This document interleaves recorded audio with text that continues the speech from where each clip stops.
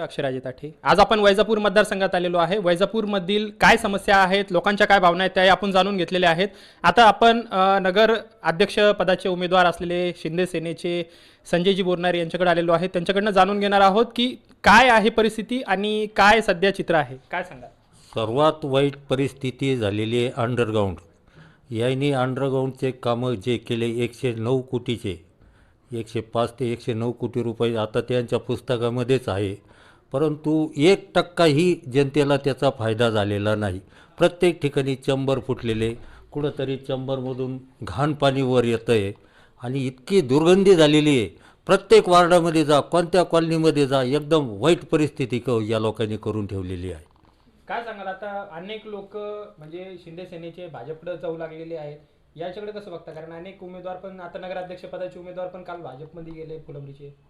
नाही, बाकीचं ठिकाणचं नाही मी सांगू शकत, पण आमच्या वैजापूर विधानसभा मतदारसंघातले आमचे शिवसैनिक एकही भाजपमध्ये गेलेले नाही, उलट भाजपचे इकडं आलेले.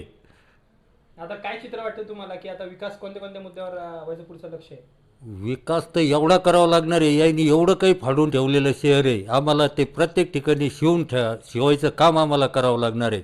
माझे 25 नगरसेवक आणि आम्ही 26 लोक 5 वर्षे यांनी जी घाण केलेली ती पहिले आम्हाला स्वच्छ करायची शहरामधली. आता तर तुमचे कॉम्पिटिटर युतीचाच उमेदवार आहे. याच्याकडे कसे बघता. आता युतीमध्ये युतीचा नाही ना, तो सरड्यासारखा कलर बदलणारा.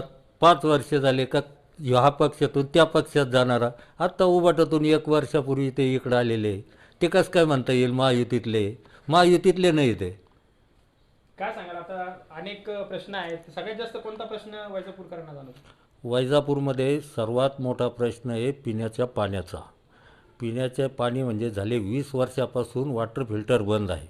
पहिले आमचं ध्येय, आमच्या सर्व 25 नगरसेवकांनी आमचं आणि आमच्या सर्व नेते मंडळींचं, का पहिले सर्वात अगोदर आम्ही करू स्वच्छता. सर्व गटार जे ते तुंबलेली, यांनी जी घाण केलेली ती पूर्णपणे आम्ही साफ करणार पहिले.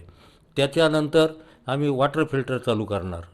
तुम्हाला सांगतो 1 वर्षाच्या आत वॉटर फिल्टर चालू केल्याशिवाय आम्हाला पर्याय नाही. प्रत्येक माणूस 20 रुपयाचा 40 रुपयाचा जार घेतो आहे. जेवढे लाडक्या म्हणजे माननीय माजी मुख्यमंत्री एकनाथ शिंदे साहेबांनी लाडके बहिणीला 1500 रुपये लाडकी बहीण म्हणून योजना चालू केली. ते पूर्ण वैजापूर शहरातल्या लोकांच्या जेवढ्या लेडीज आहे त्यांचे सगळे पैसे 1500 रुपये जारमध्येच खर्च होत आहे. मग आता सध्या पाण्याचाही प्रश्न बिकट आहे. जसं तुम्ही आता कचऱ्याचा प्रश्न सांगितला, त्याच पद्धतीने अजून कोणते प्रश्न आहेत आणि जनतेला काय आव्हान करा. जनतेला आव्हान करायची गरजच नाही, आमचं काम बोलतं आहे. आता त्यांनी जे काल पुस्तकं वाटले त्याच्यामध्ये बरं झालं त्यांनी आमदार निधी बोरनारे सरांचे आमदार निधीतले कामं टाकले नाही. अक्षरशः त्यांनी रात्रीचे फोटो आहे, तुम्ही ते पुस्तक पहा त्यांचं आणि आमचं पहा.